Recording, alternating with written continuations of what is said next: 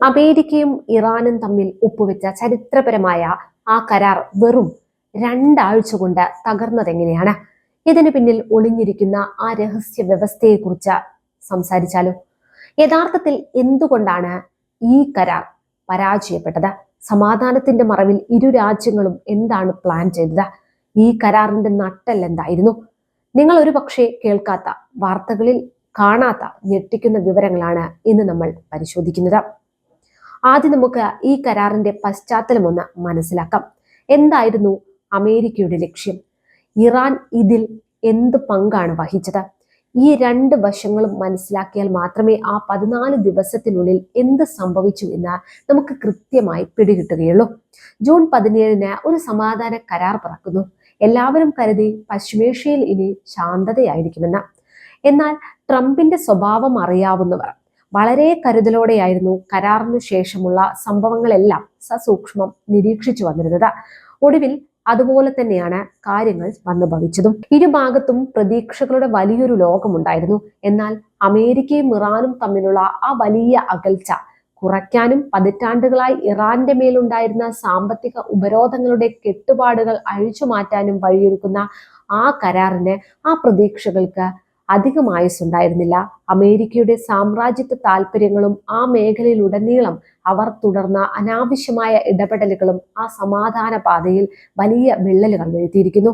സമാധാനത്തിലേക്ക് അടുക്കും തോറും സ്വന്തം ആധിപത്യം ഉറപ്പിക്കാനുള്ള ആ ശ്രമങ്ങൾ ആ പാതയെ കൂടുതൽ വഷളാക്കുകയും മെനഞ്ഞെടുക്കാൻ ശ്രമിച്ച സമാധാനത്തിന്റെ പാലം തകർന്ന് തരിപ്പണമാവുകയും ചെയ്തു. അതായത് സമാധാനത്തിന്റെ ആ വലിയ സ്വപ്നം ഒടുവിൽ കരിഞ്ഞു വീഴുന്നതാണ് ഇപ്പോൾ ലോകം കണ്ടുകൊണ്ടിരിക്കുന്നത്. കഴിഞ്ഞ വെള്ളിയാഴ്ചയായിരുന്നു ആ സംഭവം. അവിടെ ഒരു വാണിജ്യ കപ്പലിന് നേരെ അജ്ഞാതമായി എന്തോ ഒന്ന് വന്നിടിച്ചു. അതോടെയാണ് ഈ പ്രശ്നങ്ങൾക്ക് തുടക്കമായത്. ആരാണ് ഇത് ചെയ്തതെന്നതിന് കൃത്യമായ ഉത്തരമില്ലെങ്കിലും ഇറാൻ ഇതിന്റെ ഉത്തരവാദിത്തം ഏറ്റെടുത്തിട്ടില്ല. പക്ഷേ ഈ മേഖലയിൽ ഇറാൻ സ്വാധീനം വർദ്ധിപ്പിക്കുന്നു എന്ന ആശങ്കയിൽ അമേരിക്കൻ സൈന്യം വളരെ പെട്ടെന്നാണ് തിരിച്ചടിച്ചത്.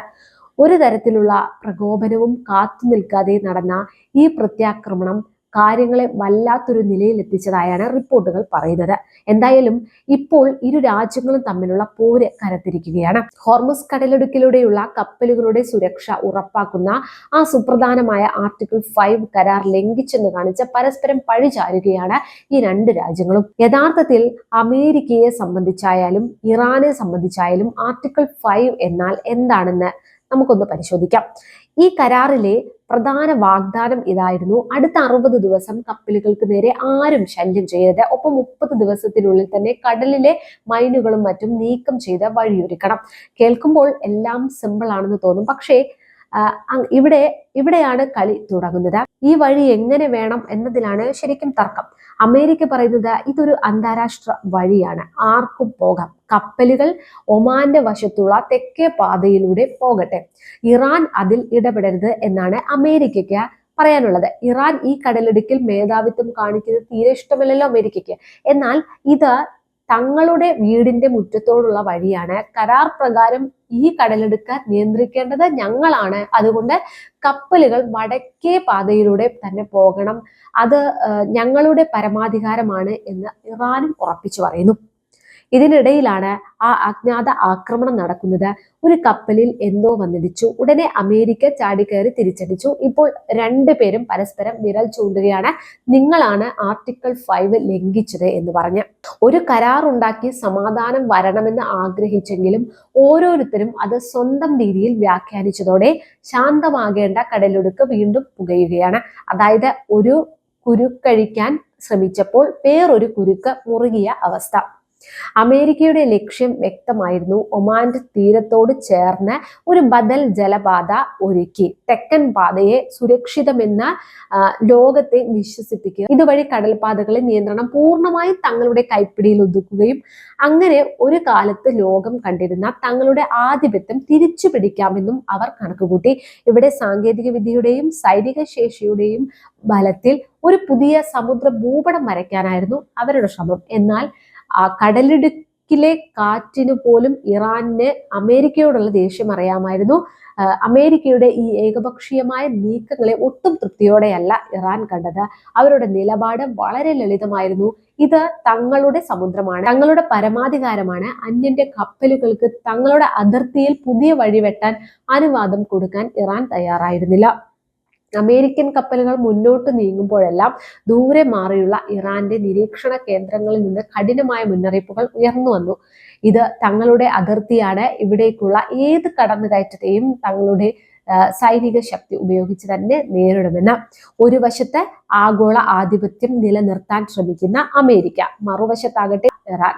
ആ കടലിടുക്കിലെ തിരമാലകൾക്കിടയിൽ അടുത്ത ചുവടുവയ്പ്പിനായി കാത്തിരിക്കുന്ന രണ്ട് ശത്രുക്കളുടെ ശ്വാസം മുട്ടിക്കുന്ന നിശബ്ദതയാണ് ഇപ്പോൾ നിറഞ്ഞു നിൽക്കുന്നത്. അതേസമയം തന്നെ ഇറാൻ വിദേശകാര്യമന്ത്രി അബ്ബാസ് അരാഗ്ചി വളരെ വ്യക്തമായ ഒരു മുന്നറിയിപ്പാണ് ഇപ്പോൾ നൽകിയിരിക്കുന്നത്. വരുന്ന 30 ദിവസത്തേക്ക് ഹോർമുസ് കടലിടുക്കിന്റെ പൂർണ്ണമായ നിയന്ത്രണം ഇറാന്റെ കൈകളിലായിരിക്കും. ഇതൊരു വലിയ ഉത്തരവാദിത്തമാണ്. അത് ഞങ്ങൾ ഭംഗിയായി നിറവേറ്റുമെന്നാണ് അദ്ദേഹം പറയുന്നത്. പക്ഷേ ഇതിൽ അമേരിക്കയോ മറ്റ് ബാഹ്യശക്തികളോ ഇടപെടേണ്ടതില്ല. എന്നാൽ ഏകപക്ഷീയമായ നടപടികളുമായി അമേരിക്ക മുന്നോട്ട് പോയാൽ അത് മേഖലയിലെ സമാധാനം തകർക്കുമെന്നും ഇറാൻ ഓർമ്മിപ്പിക്കുന്നു. അതേസമയം ഇതൊരു വെറും വാദമാണോ, അതോ ഇതിനു പിന്നിൽ വലിയൊരു രാഷ്ട്രീയ കളിയുണ്ടോ? ഇറാൻ സർവകലാശാലയിലെ അസോസിയേറ്റ് പ്രൊഫസറുടെ നിരീക്ഷണം എങ്ങനെയാണെന്നറിയാമോ? അദ്ദേഹം പറയുന്നത് അത് വളരെ പ്രസക്തമാണ്. ജൂൺ 15-ന് ഇരു രാജ്യങ്ങളും ഒപ്പുവെച്ച ചില പ്രാഥമിക ധാരണകൾ ഉണ്ടായിരുന്നു. എന്നാൽ ഇപ്പോൾ അമേരിക്ക ആ ധാരണകളിൽ നിന്ന് പിന്നോട്ട് പോവുകയാണെന്നാണ് അദ്ദേഹം പറയുന്നത്. അതായത് കരാർ കാലാവധി തീരും മുൻപേ ഇറാനെ സമ്മർദ്ദത്തിലാക്കി ഈ കരാറിൽ നിന്ന് പുറത്തു കടക്കാനാണ് അമേരിക്ക ശ്രമിക്കുന്നത്.